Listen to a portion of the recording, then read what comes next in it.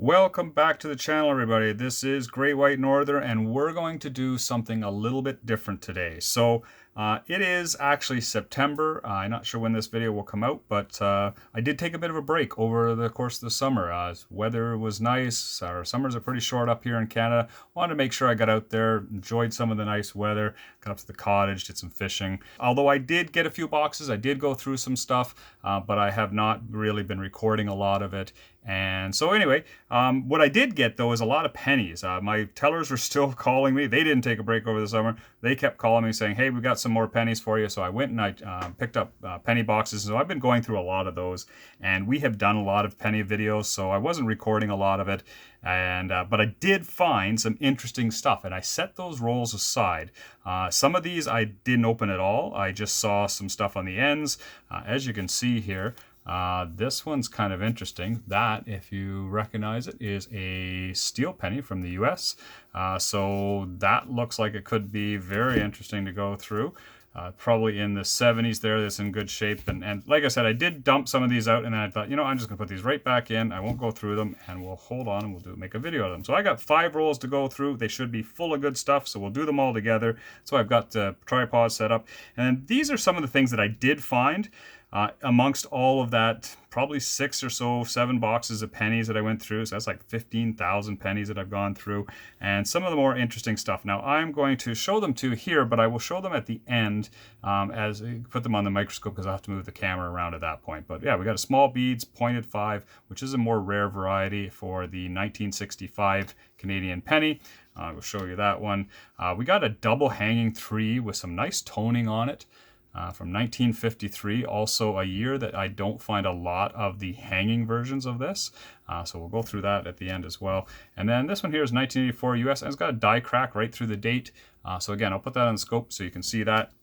And I'll just set those aside for the time being. And we're going to get into these. So this is an interesting one to me. I want to do this one first, but there are some other, looks like some other interesting stuff in these 4 rolls as well. So we'll start with this one, and we'll get right into it.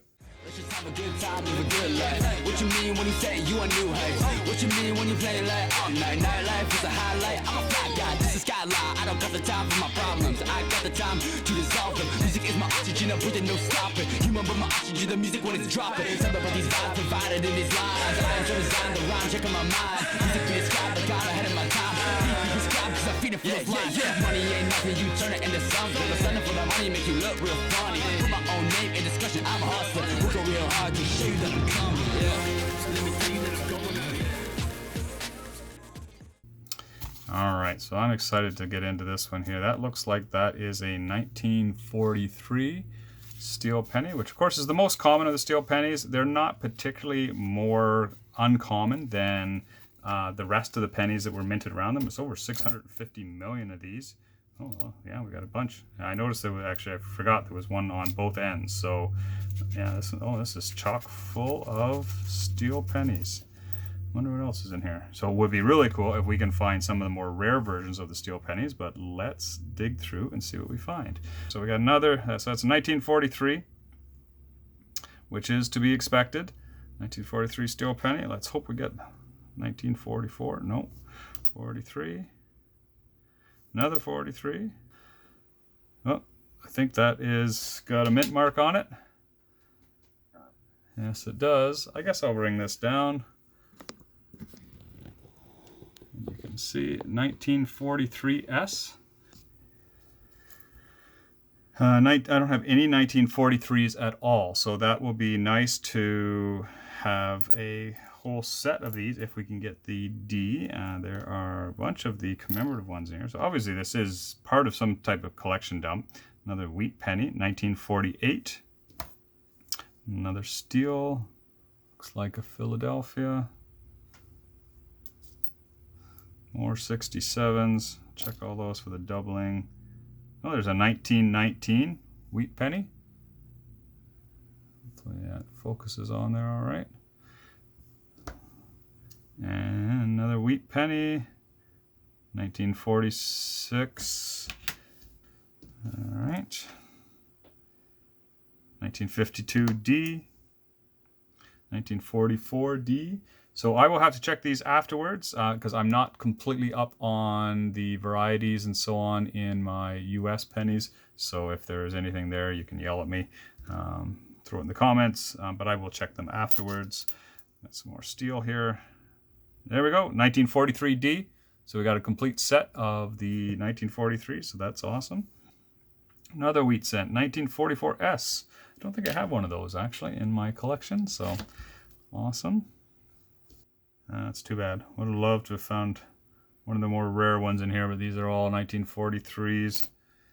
The 67 and that one that was on the end is also just a 43P. By the looks, it's got a bit of, yeah, it's a 43. So, all right, well, that's all right. I'm happy to get some steel cents. I had none in my collection, so now I've got one of each, and that's awesome. All right, let's go on to the next roll here.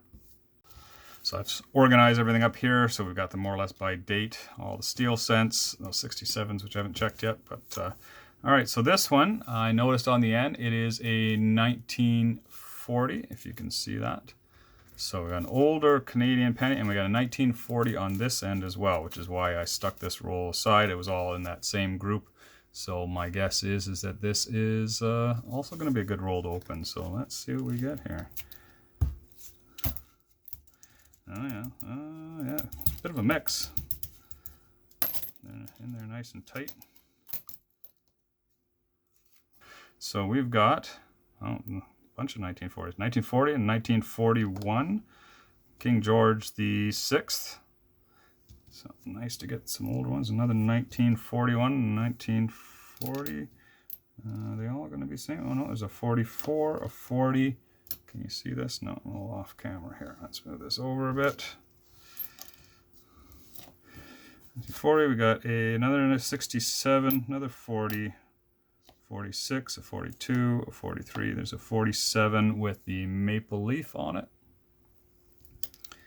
And some random 2009 in there. 1941, another 42. So kind of all in the 40s by the looks of it. Another 42, 43, 1940. 45, so more or less kind of in order here. 1970, why there's just so many old ones and then just these random newer ones in there. It doesn't make any sense. 1938, so that's 1949 there as well. So 1938 is earliest we've got so far in the Canadian pennies. 1996, what are you doing in there? 1940. 48. So there is a variety on the 48. I'll have to double check that one, so we'll set that aside. Looks like another 70 or 67. 47. No maple leaf on that one. And 39. Where did I put my 38? There's 38, 39. 1974. It's in pretty decent shape. Set it aside. I probably got nicer versions of that and quite a few of them, but I will just set it aside for now. 1939 wheat penny in amongst all those Canadians. So that's kind of cool. Get it to focus here.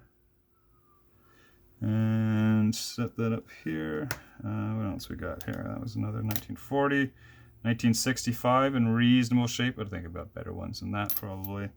Another 67. 48. Random 66 in there, 91, 47 maple leaf, and a 40. Two more 40s, 75, another 47 without the maple leaf.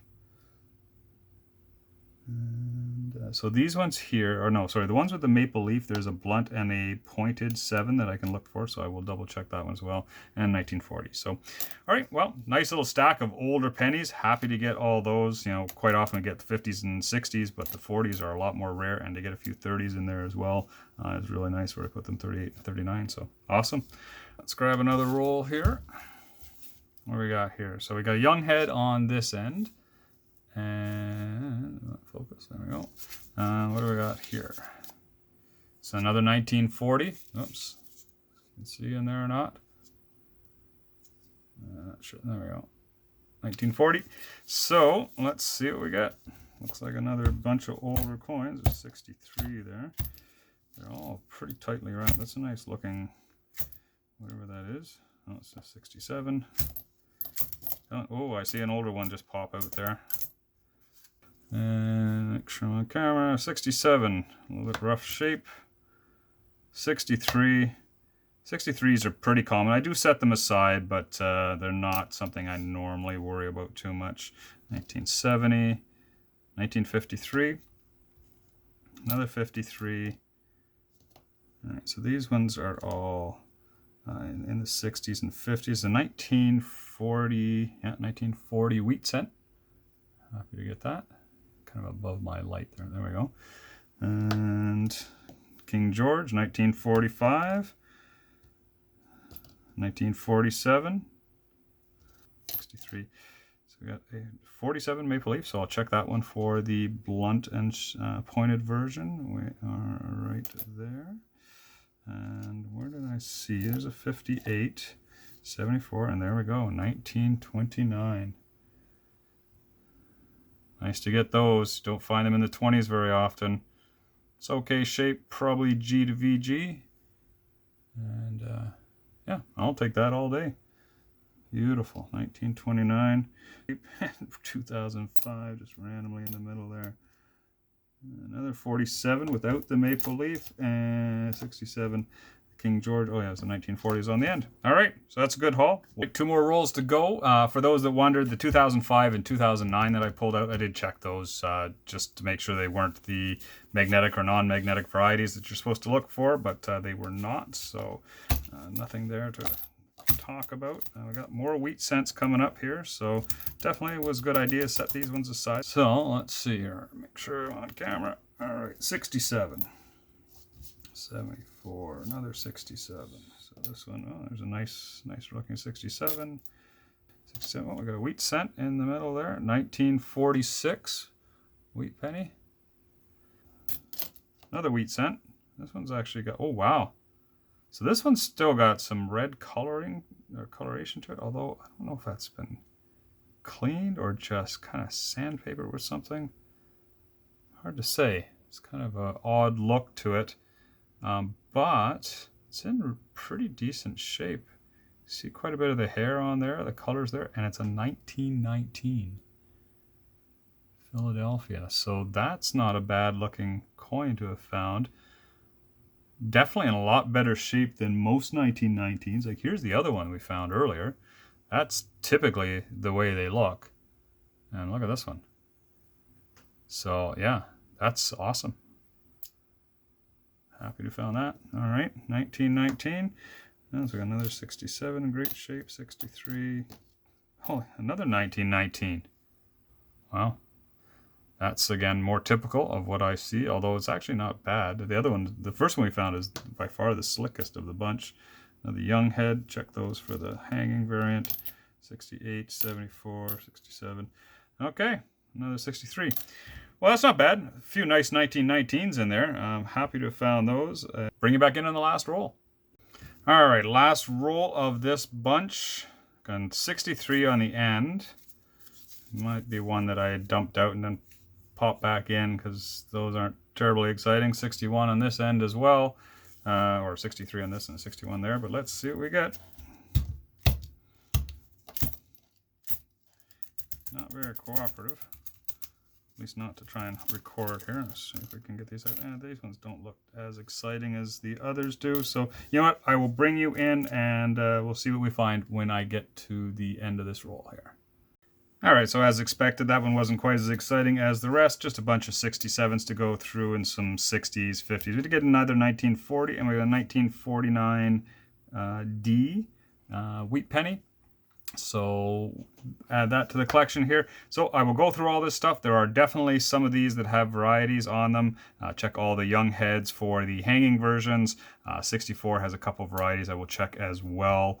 And yeah, I'll bring it back in once I'm done. I'm going to go through all this stuff and we'll let you know what we found.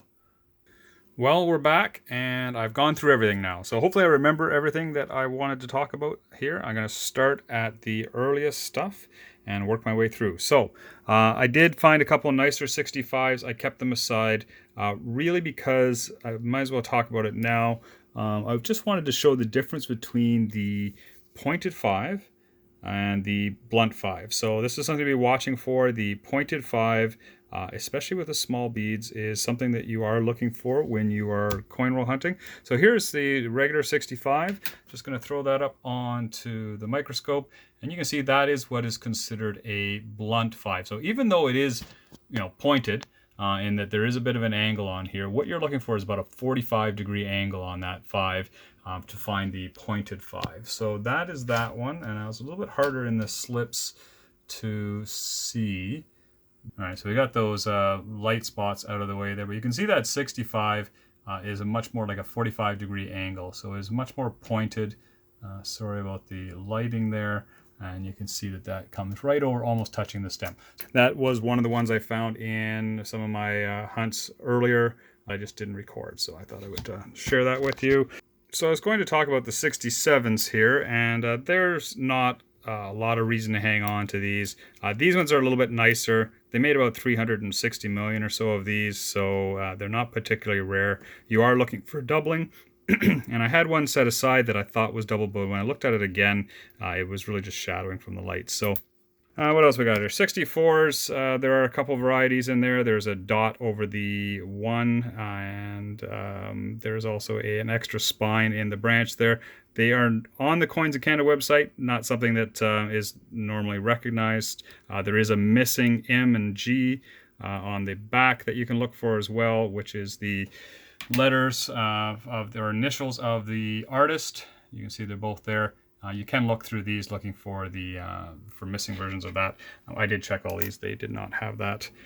The 63, so once you go into the 63s and down to the 53, these are all the young head design. They all have the hanging variant, which is a die clash on there. Makes it look like the last number in the date is hanging. And this one, the only one I found was a 63. There's a bunch of them there, and you can see here is the hanging version of that. And again, lighting is not cooperating. There we go. You can kind of see it there. It's quite tall on this one. It's a little bit different than many of the ones that I see. Quite often that hanging comes down. It only goes up to about here. So this one's a higher version of it. And sometimes you'll get a doubling where you'll get the high and the lower version of it. And you'll get a doubled hanging 3, but anyway, that is the hanging version for the 63. Not the greatest example, but I'll hang on to that. All right, so then we go through 1948 and 49. Both have some where you're looking for the A in gratia to be pointing at or beside identical. There are some variants there. This one I have both. So this one is the one that the A is pointing at the denticle. The one you're really looking for is the A pointing at a smaller denticle. I did not get that one, the more rare of the bunch of them. All right, what else we got here? 47, I did check the 47, so don't have any of the variants. These are all the pointed 7 with the maple leaf. And what you're looking for is actually if they use the other version of this die, which is the blunt 7, and you can see at the top of the 7 it's kind of cut off on an angle back this way, and that is the blunt 7. So you want that 7 with the maple leaf is the better variant of that one. So nothing else in the rest of them. You can see I got a good stock of 1940s. Not sure why there's so many 40s in there, but nice to get them all. 39, 38, and we did get the 1929, so there is a variant in the 29 as well. To be watching for. Nice to get one anyway. Very rare to find these in circulation. But a 1929 has the high and low variant. So this is a low variant, which is the more common of the two. What you're looking for, of course, is the higher variant where the bottom of the 9 is actually basically level with the 2, or with the rest of them kind of coming across here. So the 9 kind of sticks down below. Then you got the low 9. What you're looking for is the high 9. So we did not get that, but happy to find it anyway. All right, into the US stuff. So the steel pennies. I actually went and looked at my book. I did actually find a 43. I'd forgotten that I had one, but I only had one, and it's in really rough shape. So this is the nicest of the bunch. of all the 1943 steel pennies. So that one will go into my book and replace what I've got, and then I'll probably hang on to the rest. There's 600 some odd million of these made, so they're not particularly rare, but I had never run across them, and they're wheat cents, so I hang on to them all anyway. Got 1943 S and D, so I completed my set of the 43s. I got a few 52s. We got 1949D. I only set it up here because it fills a hole in my book. I didn't actually have one of those, so happy to have got that. We got 48, two 46s, a 44 S, D, and P. Oh, I did check these. Sorry, that's why I've got them set aside. So there's a D over D or D over S variant on this. I checked them. Does not have it. 42, 41, and a 1940, and some unidentifiable one. Never did figure out what that was. 1939 and three 1919s. So nice to get the 1919s. Wheat pennies. This one here appears to maybe be cleaned. It's hard to tell, but it's got some pretty good definition on it. It's going to certainly replace the one I've got in my book, which is very worn. So I'll take it anyway, cleaned or not cleaned. And yeah. So that's it for everything I found today. That was a great hunt. I knew there was some good stuff in there. I just hadn't taken a close look at them all. And then these are the other two that I was looking at earlier. Let's see if we can get them to show up on camera, or that I found earlier during the hunt through the rest of the stuff. This is an interesting 1953. It's got some pretty cool toning on it. And if I can get the light to just hit it right, you can see there's one and there's the other hanging. So it's a double hanging 3. Does not show. There you go. That's a much better shot on it. So double hanging 3. Really nice to get that. 1953s, you don't find a lot of the hanging ones anyway. And to find a doubled one is even better. So that's cool. And the toning, it just even makes it even cooler. So kind of like that one. And then the other one is this 1984 US. It has a die crack through the date. So I set it aside. Again, not a big collector of errors or US coins, but certainly nice to see that, and I'm sure there's people who collect that might be some value to them, so hang on to that. All right, well, this has turned into a little bit longer video. I hope you guys enjoyed that. There's some pretty cool stuff that I found in there, a little unusual, and stuff that I hadn't normally run across. So, well, thank you very much. I hope you enjoyed it. You guys all have a great day, and take care.